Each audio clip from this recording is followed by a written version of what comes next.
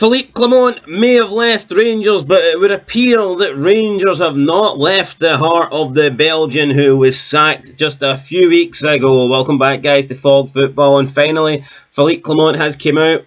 He's spoken about his time at Rangers. He spoke about regret. He spoke about frustrations.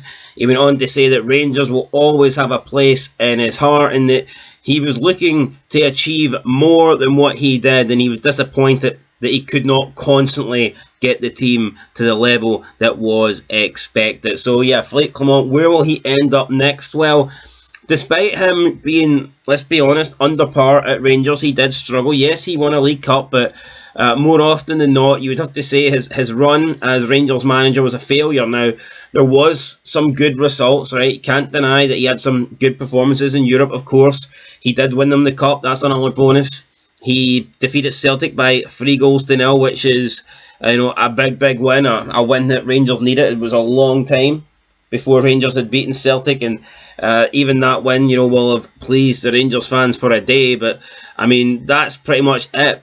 Outside of that win against Celtic and the Cup win and a few European games, there's not many great memories, I don't think, that Philippe Clement has left.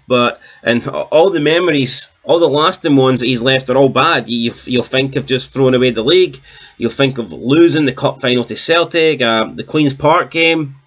So yeah, and they're kind of more recent, so disappointing from Clement. Anyway, he took to X/Twitter to say the following about no longer being the manager of Rangers. He says, quote, "It has taken me a few days to fully process and accept the end of my time with this exceptional club. I leave with a heavy heart, frustrated and disappointed that I couldn't constantly bring the team to the level we all expected. I understand your frustrations and I share them." End of quote. So Clement, not happy that he couldn't do more at Rangers. Probably should have done more at Rangers. Looks like he wanted time to turn it around. In the end, he didn't get it. He accepts that the fans are frustrated. He says that he is also frustrated because of the poor performances. Now, I mean, let's quickly talk about what he did do at Rangers. I know we mentioned it briefly at the beginning, but he did lead Rangers to the 2023 League Cup final against Aberdeen. However, you got to factor in, not to take anything away from him, but he, I believe, took over in the semi-finals, so he didn't get them all the way. He didn't navigate them through the earlier rounds. Plus, he won a cup that Celtic were already knocked out of by Kilmarnock. Now, I'm not saying that the cup doesn't mean anything if you don't beat Celtic. Of course, that's not the case. But at the end of the day, would he have won that cup if he was at Rangers from the beginning of the season? Would he have won that cup if Kilmarnock never knocked out Celtic? There's different variables there, so of course we'll never know. Then Rangers obviously went on to finish second to Celtic. Now, I don't think anybody expected Rangers to beat Celtic last season in the league, and Philippe Clement came in and he was like 7 points behind, so listen, no one expected him to win the league. However, the disappointing thing for Clement is he actually got in front, he clawed back the gap, and he had Rangers as favourites for the title, and they should have went on and won it. And that's Clement's fault, because he got them into a great position and then they bottled it. They bottled it against Motherwell, Dundee, Ross County. They had that 3-3 game at home, which I don't think was the worst of the results, but that was a big match and another chance for Rangers to get momentum back on their side, and they didn't take it. So there's just he did really well to get Rangers in a position that they could fight for the title.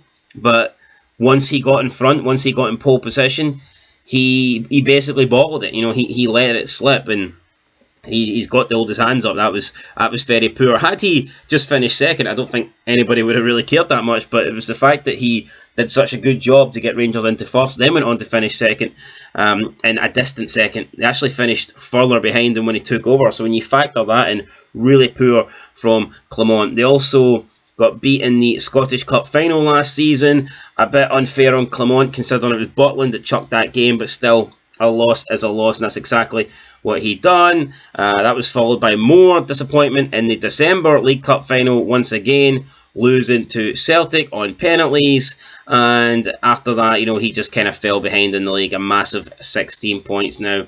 or I think it was 14 when he left, but whatever, it's 16 now. So yeah, just not good enough. 2 cup finals against Celtic, they got beat, chucked the league.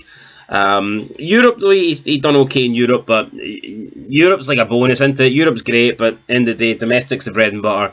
If you can't have success domestically, then what you do in Europe is kind of irrelevant. He also went on then to say the following, quote, "We worked passionately day and night, and while we faced challenges, I will never forget the many great moments we had together. Your unwavering support and the energy from the fans made those times truly special. In those moments, it felt like we were one big family. For that reason, Rangers will always hold a special place in my heart." End of quote. So I think that's a pretty nice statement for Clement to come out with, especially considering towards the end he was getting a lot of negativity, a lot of shit thrown at his direction.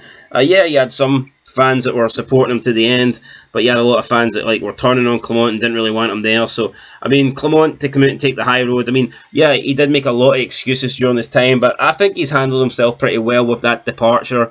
And then he's basically just thanking the fans and just apologising for not being able to deliver more in terms of success. And I think that's actually probably the best actually we've seen of Clement, because like I said, when he was at Rangers and he didn't win or they played bad, he wanted to use every excuse under the sun. But now, after he's been sacked, he's pretty much holding up his hands and going like, what, I'm disappointed that we couldn't do more, and maybe he's taking a bit of responsibility, accountability for a change. But yeah, that's guys what Clement had to say on his Rangers career. How's Barry Ferguson doing? Honestly, I mean, it's hard to tell. That Kilmarnock game was shite. Until Rangers started getting back in the game, they won 4-2. At that point, you're thinking, right, well, maybe Barry Ferguson's going to get something out of these Rangers players. Maybe they're going to kickstart something, get something going. But then we've seen that they lost 2-1 to Motherwell. Absolute shite. So, would Rangers be worse off if they kept Philippe Clement? I'm not sure. Let me know what you guys think down below. Would they be better off in Europe with Philippe Clement? I actually do think that. You can say what you want about Clement, but he got good results in Europe, and I think the European style and playing the bigger teams almost suited Clement more than the lower teams in Scotland. Am I convinced that Barry Ferguson can get Rangers further in Europe than Philippe Clement could have? The answer to that is no. So yeah, let me know what you guys think down below, and I'll catch you in the next one. Been Fog Football. Thanks for watching, and peace.